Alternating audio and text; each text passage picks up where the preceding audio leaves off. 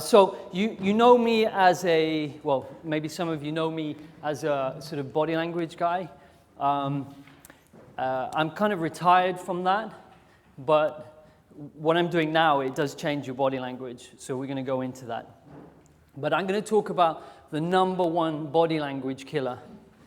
Okay, this is the this is the, as I said, it's a killer. And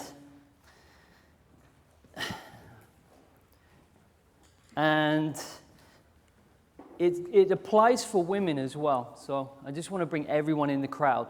So if you're wanting to be more attractive to women, this is going to apply to you. If you want to earn more money, this problem will really hurt your business. And most importantly, this will make you unhappy if you have it. It'll give you physical pain.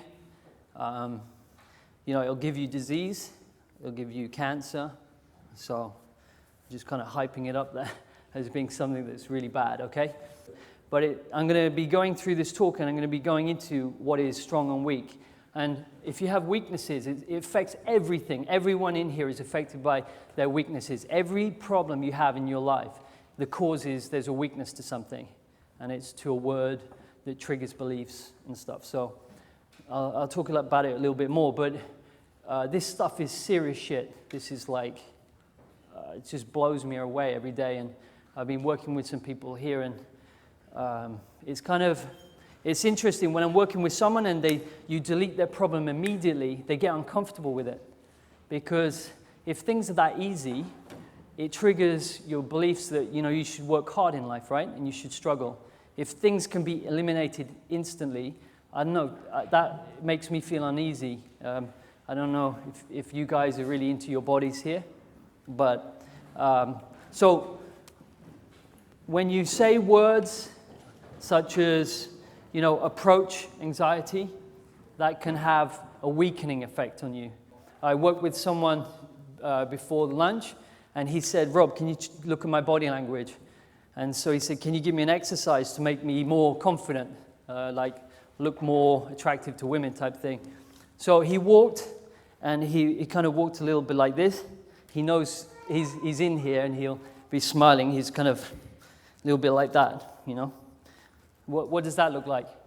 Kind of it doesn't look confident, right? If you're doing this. And so then I found what was weakening him, like the primary weakness for that thing.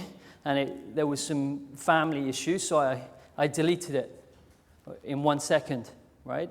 And then he stood and he walked like this, right? So I didn't need to touch him. You don't need to do anything physically. You just need to find what's weakening you. So it's literally like I looked at him, there was a plug out, put the plug back in, and he came upright, okay? But if I said, oh shit, your body language crap, he would have gone, oh shit, I've got bad body language. And that would have created another weakening effect. And then he would have worried about that. And then he would have worried about worrying. And then he wouldn't have been listening to his girlfriend. And then she would have shouted at him. And he'd worry about that. And then he'd worried he's a loser because he worries all the time. Now he's got anxiety. And then he becomes depressed. And then he goes to the doctor, gives him pills. I'm exaggerating now. And then he's dead. But it's kind of, I maybe jumped a couple of years, but you know what I'm saying. It's kind of, if I told him, let me quickly look at that. If I told him, shit, this is a real problem, you're going to get injured. And then the mind takes over. And then it creates like a mind virus. Like he starts worrying about that. And you remember I said, I can instantly change someone's body language by changing their beliefs. It changes it, and he starts, because I've told him it's a problem. So he has a problem. He has a new problem because it's misinformation.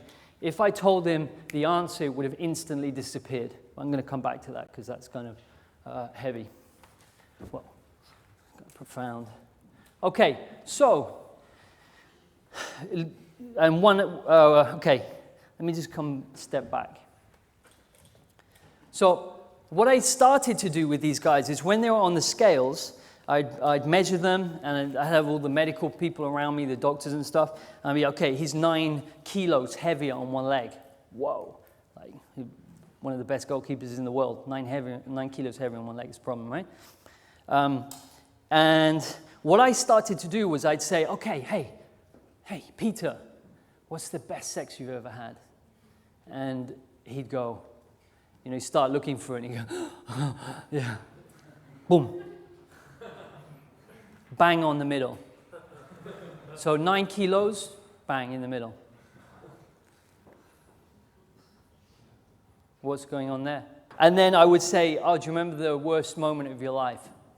And he would really go off the scale. So it's a weakening effect. So thinking about something that it literally affects you physically, right? That's for me that's the proof. It could have been that he went back the other way, but so I'm just kind of hopefully building up a picture here that your thoughts literally affect your physical body.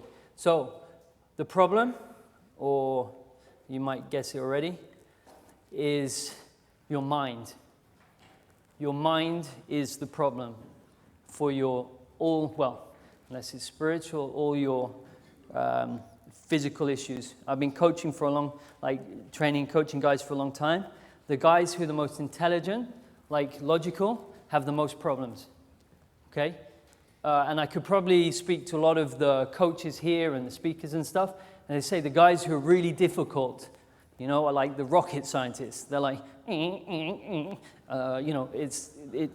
their mind is immense, and I work with a quantum physicist in Switzerland through Skype, and I said, can you film a video of you walking so I can see it? And I spoke to him on Skype, and I said, and he goes, wow, that was amazing. When I videoed myself, I didn't realize I had a body.